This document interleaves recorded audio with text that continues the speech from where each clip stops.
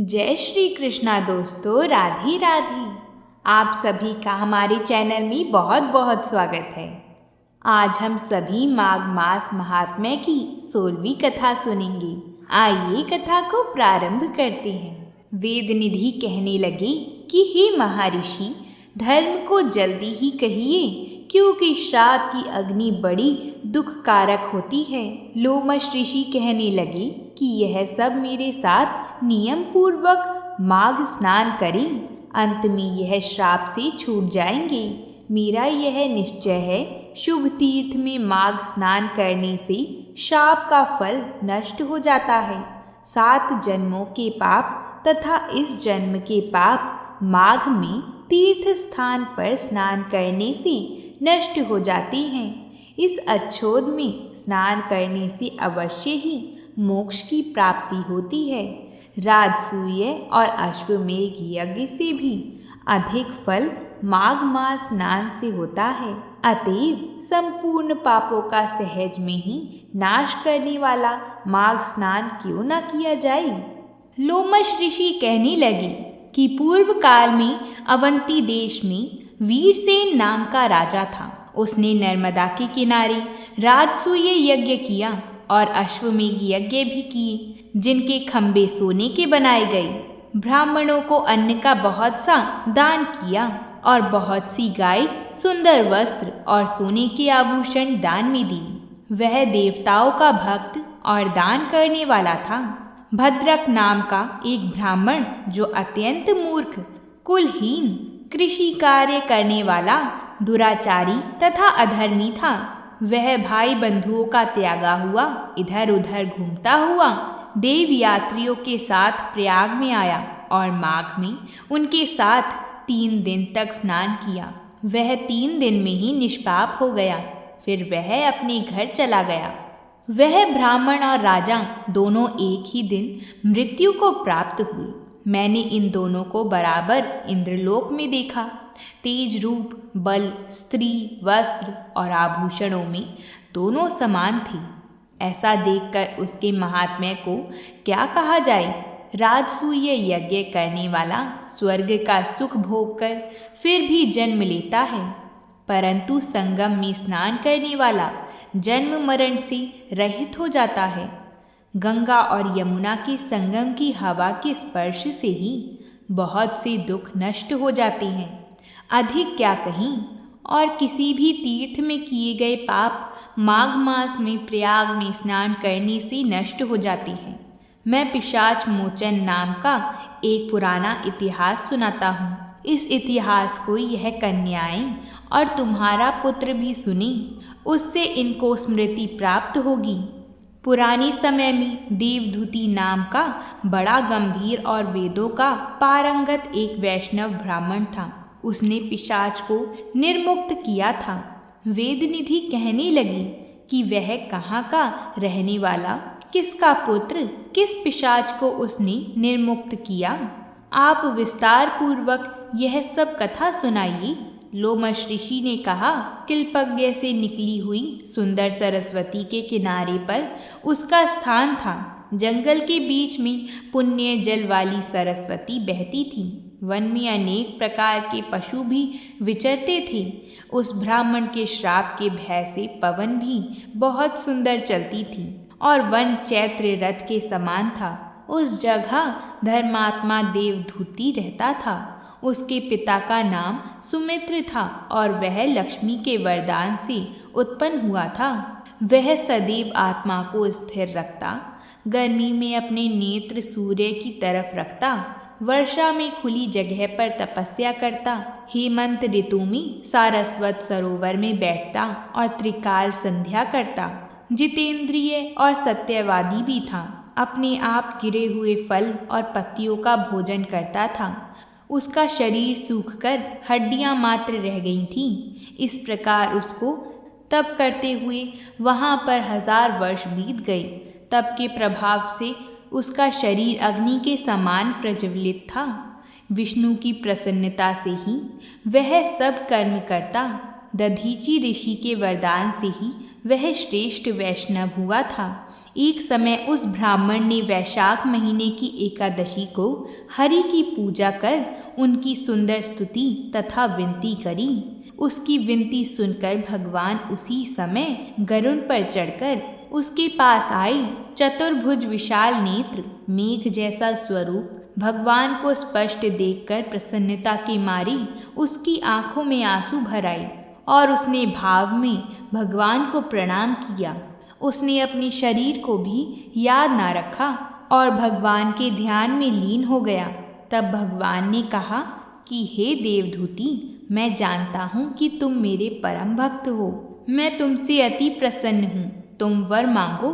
इस प्रकार भगवान के वचन सुनकर प्रेम के मारी लड़खड़ाती हुई वाणी में कहने लगा कि हे देवाधिदेव, अपनी माया से शरीर धारण करने वाली आपका दर्शन देवताओं को भी दुर्लभ है। अब आपका दर्शन भी हो गया है, मुझको और क्या चाहिए। मैं सदैव आपकी भक्ति में लगा रहूं। भगवान उसके वचन सुनकर कहने लगे कि ऐसा ही होगा, तुम्हारे तप में कोई बाधा नहीं पड़ेगी। जो मनुष्य तुम्हारे कहे गए स्तोत्र को पढ़ेगा उसकी मुझ में अचल भक्ति होगी, उसके धर्म कार्य सांगोपांग होंगी और उसकी ज्ञान में परम निष्ठा होगी। बोलिए भगवान श्री हरि की जय हो। आज का अध्याय यहीं पूर्ण होता है। कल हम आगे की कथा सुनेंगे, तो आप उस कथा का श्रवण अवश्य ही करिएगा। तो प्रेम से बोलिए जय श्री हरि विष्णु। आइए दूसरी कथा को सुनते हैं। एक बार लक्ष्मी जी ने मनोहर रूप यानी बहुत ही अद्भुत रूप धारण करके गायों के एक झुंड में प्रवेश कर लिया था और उनके इस सुंदर रूप को देखकर गायों ने पूछा कि देवी, आप कौन हैं और कहाँ से आई हैं। गायों ने ये भी कहा कि आप पृथ्वी की अनुपम सुंदरी लग रही हो। तब गायों ने एकदम से कहा कि सच सच बताओ, आखिर तुम कौन हो और तुम्हें कहाँ जाना है। तब लक्ष्मी जी ने विनम्रता से गायों से कहा कि तुम्हारा कल्याण हो। असल में मैं इस जगत की अर्थात संसार में लक्ष्मी के नाम से प्रसिद्ध हूँ और सारा जगत मेरी कामना करता है, मुझे ही पाना चाहता है। मैंने दैत्यों को छोड़ दिया था और इसलिए वह सदा के लिए नष्ट हो गई।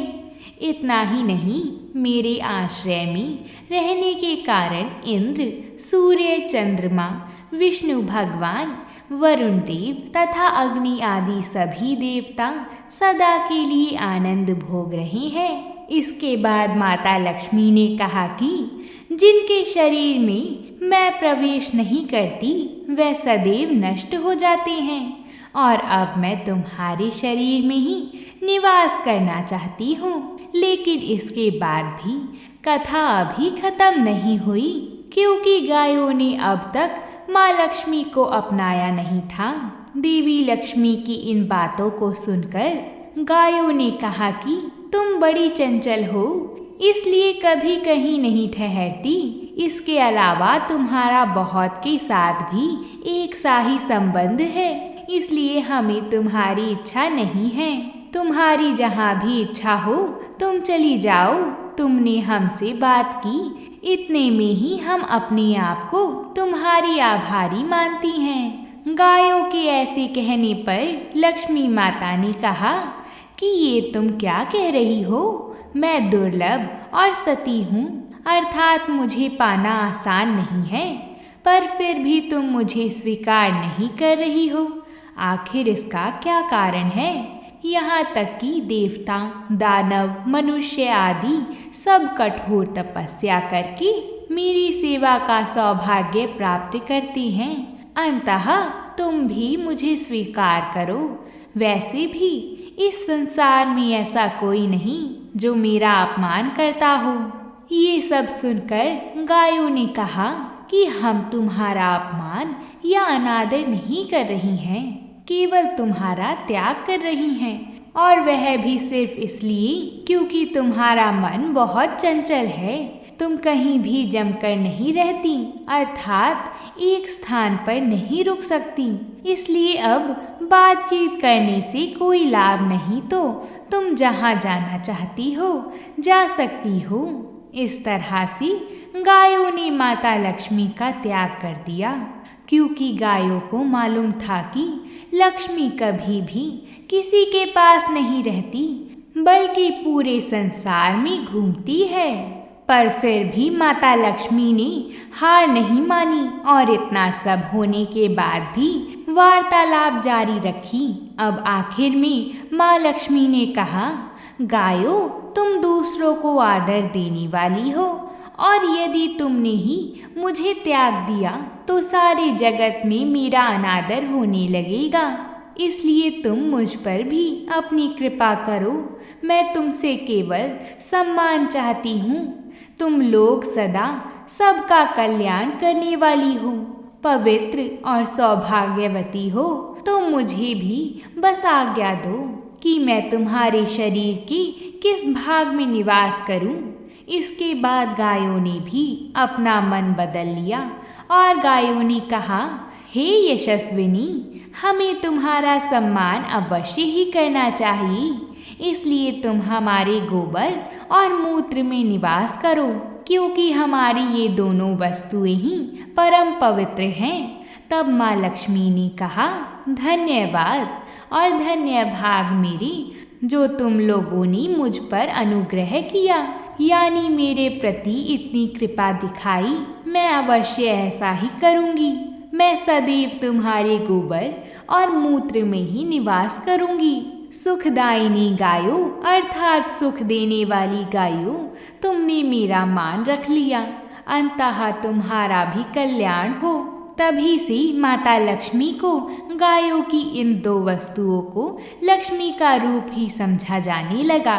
हे गौ माता, हमारे घर को भी अपने गौमूत्र से शुद्ध बनाए रखना और अपनी कृपा से घर में सुख समृद्धि बनाए रखना। बोलिए गौ माता की जय हो। अगर आप सभी को ये कथा अच्छी लगी है तो वीडियो को लाइक और चैनल को सब्सक्राइब ज़रूर करिएगा।